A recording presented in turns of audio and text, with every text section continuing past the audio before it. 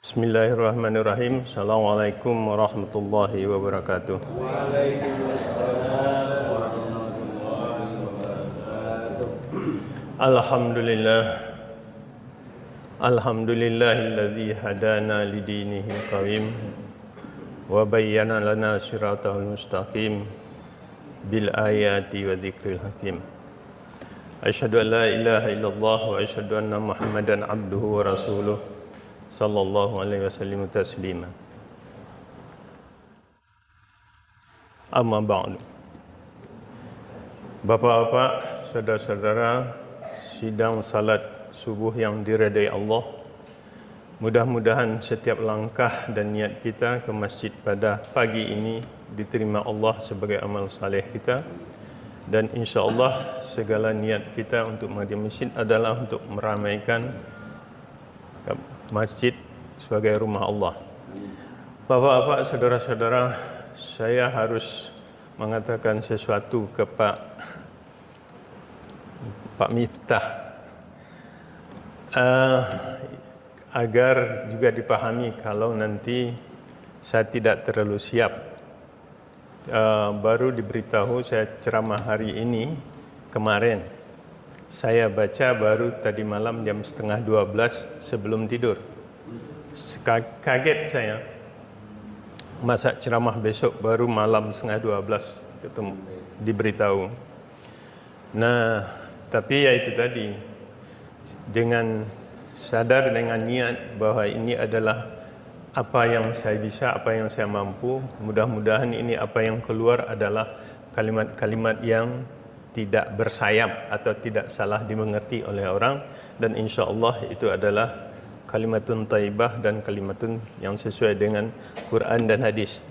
Bapak-bapak, saudara-saudara, tatkala tadi malam saya ingat saya dibaca WA bahwa jadwal saya hari ini, lalu saya teringat saya dengan bagaimana tantangan kita sekarang ini jauh berbeda dengan, bayangkan saya waktu kecil dulu,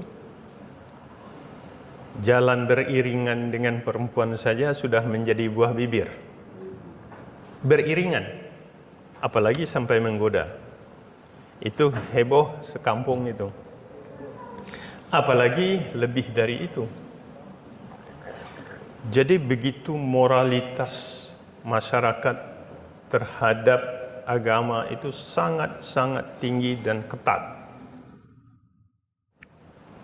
Dibandingkan dengan generasi sekarang ini, Bapak dan saudara-saudara bisa simak itu, tantangannya maha dahsyat. Setiap HP, setiap rumah, setiap kamar masuk yang namanya pornografi itu, tidak hanya pornografi, porno aksi, dan tidak susah-susah. Begitu juga saban hari kita dengar korupsi, pengkhianatan, selingkuh, dan seterusnya. Jadi, menjadi generasi di zaman sekarang ini adalah generasi yang penuh tantangan. Ada dua ekstrim. Menjadi semakin taat, semakin dekat kepada Allah, semakin baik, atau semakin terjerumus ke jurang yang dalam. Bapak-bapak, saudara-saudara, generasi kita, anak dan pencucu kita, kalau dia sudah datang ke masjid, mau salat, berarti dia insya Allah selamat.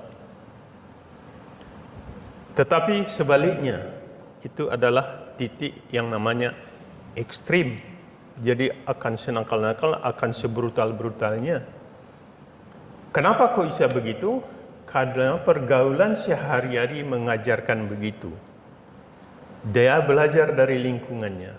Di lingkungan rumah yang terdekat, tetangga, apalagi namanya mass media, yang mencari keuntungan dari hancurnya moral masyarakat itu.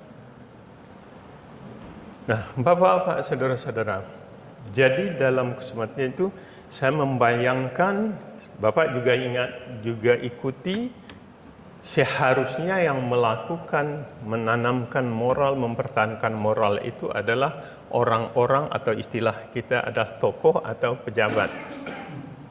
Tetapi justru sebaliknya, yang dipertontonkan kepada kita apalagi akhir-akhir ini adalah cerita tentang korupsi, cerita pengkhianatan, cerita perselingkuhan dan seterusnya. Korupsinya bukan 1 juta 2 juta, triliun. Tidak perlu saya jelaskan satu persatu, saban hari kita lihat di situ. Nah, siapa seharusnya yang menegakkan ini? Justru itulah yang pengkhianatnya.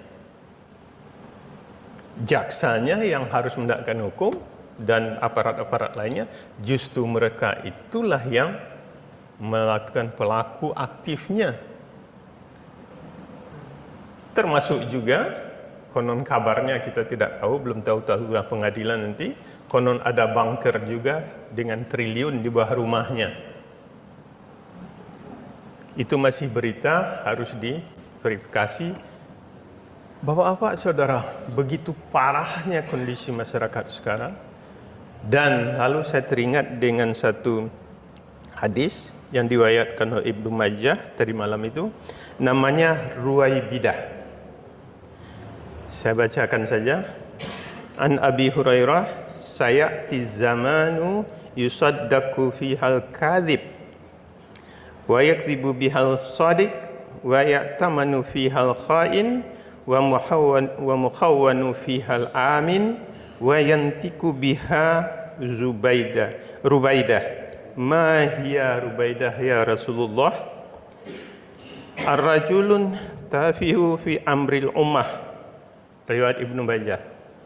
Terjemahannya kira-kira Ruwaibidah itu dalam bahasa Arabnya dari Abi Hurairah.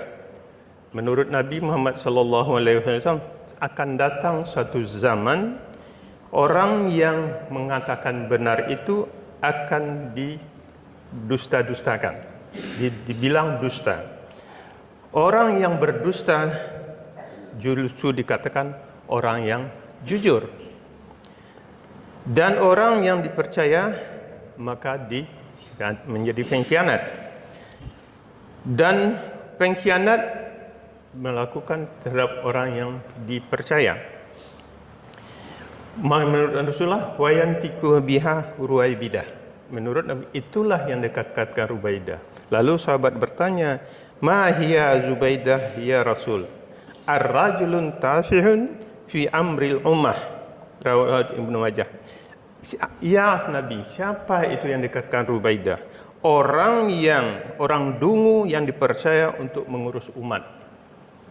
Kalau terjemahan itu kan begitu sadis, begitu kejam.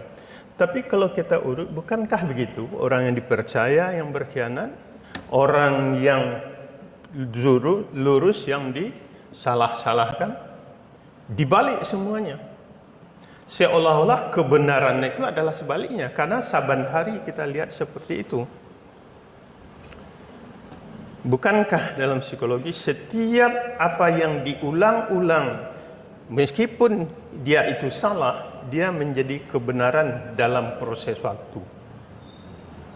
Jadi diulang-ulang kebatilan itu, nanti pada suatu tahap batil itu adalah satu kebenaran. Bapak-bapak, saudara-saudara, kita lihat juga sehari-hari dalam kita ada pelanggaran terbiasa, lalu itu menjadi attitude, menjadi kebiasaan. Bapak-bapak, saudara-saudara, dari hadis yang pendek dari Ibnu Majah ini, itu kan terbalik. Orang yang dipercaya dibilang pengkhianat, orang yang jujur dibilang pendusta. Nah, dikatakan Rubaidah. Apa Rubaidah? Siapa itu? Orang yang memerintah, orang dungu yang mengurus urusan umat. Dungu dalam artian bukan seperti yang dikatakan Rocky Gerung itu ya.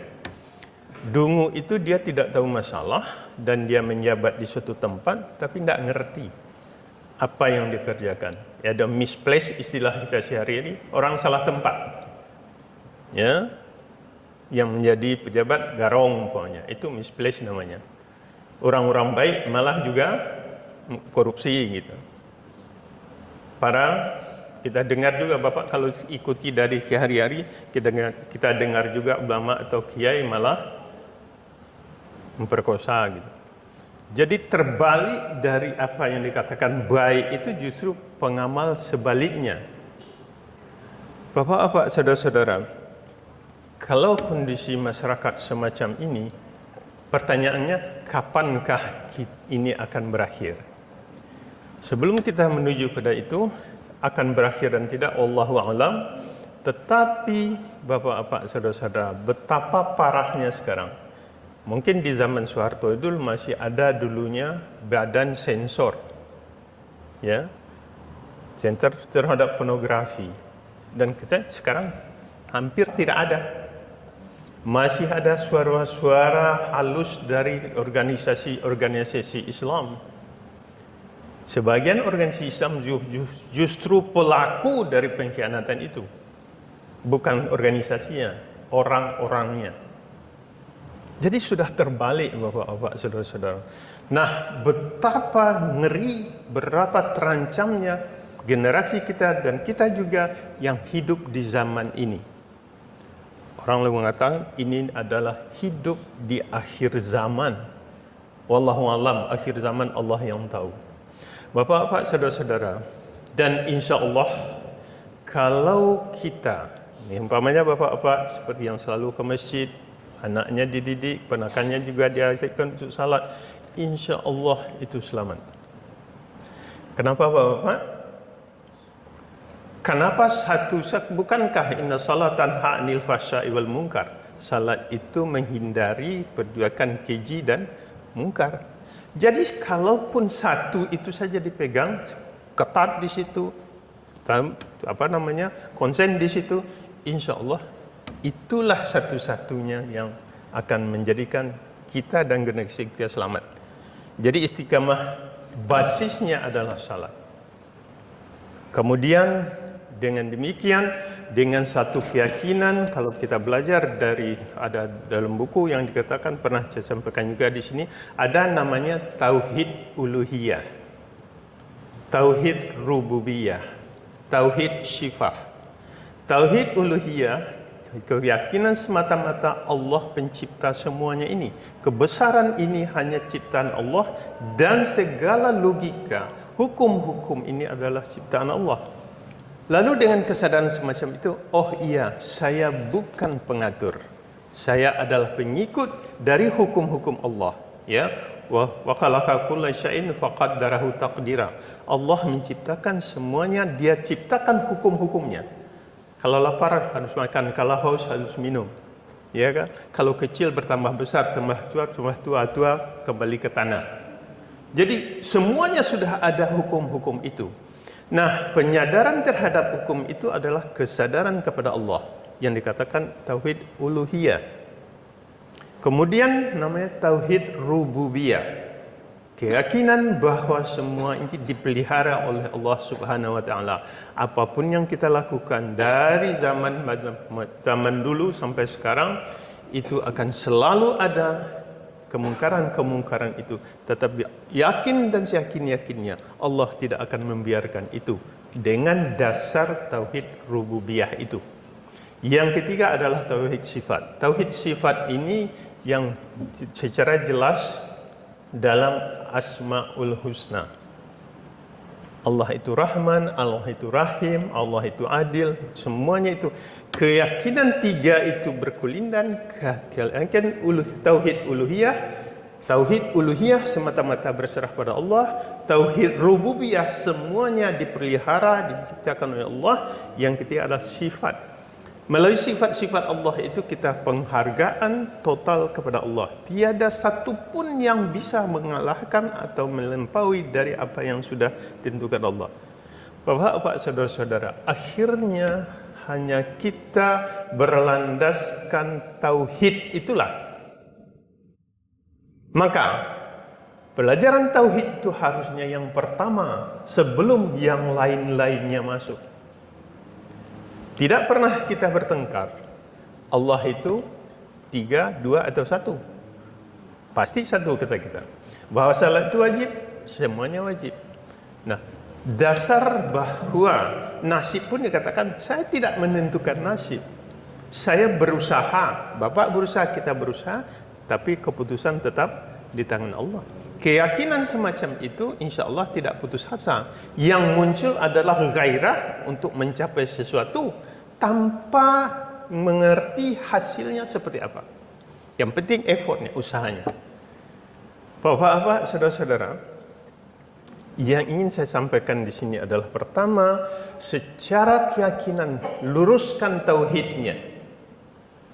Itu yang paling pertama dulu. Baru kita masuk kepada ibadah dan seterusnya. Ibadah yang mahdah dan ibadah bidah mazidiyah, ibadah bidah yang pokok dan ibadah bidah tambahan. Lalu jangan kemudian itu kita tidak akan berada, akan terlunta-lunta. Sebab selalu di tauhid itu kita bersatu dari area mana, tetapi kalau sudah praktisnya di situ kita baru berbeda pendapat. Sebagai penutupnya, jika ditanyakan satu masalah kepada 5 orang para tokoh dulu, maksud kita seperti Syafi'iyah, Hambaliyah itu, maka akan ada 5 komentar. Lain dengan tauhid. Ya, bisa 5, ya silakan 5, kan keyakinan masing-masing. Walaupun sebenarnya hanya 2 kan, Quran dan hadis. Taraktu fikum amraini lan tadillu abada, kitabullah wa sunnata rasulih. Jadi hanya 2, Quran dan hadis. Bapak-bapak, saudara-saudara, mudah-mudahan ceramah pendek ini walaupun tergesa-gesa, mudah-mudahan ada manfaatnya. Kalau salah mengantaranya karena tidak bisa menyusun kata-kata setepatnya karena begitu mendadak. Mudah-mudahan ada manfaatnya. Billahi taufiq wal hidayah.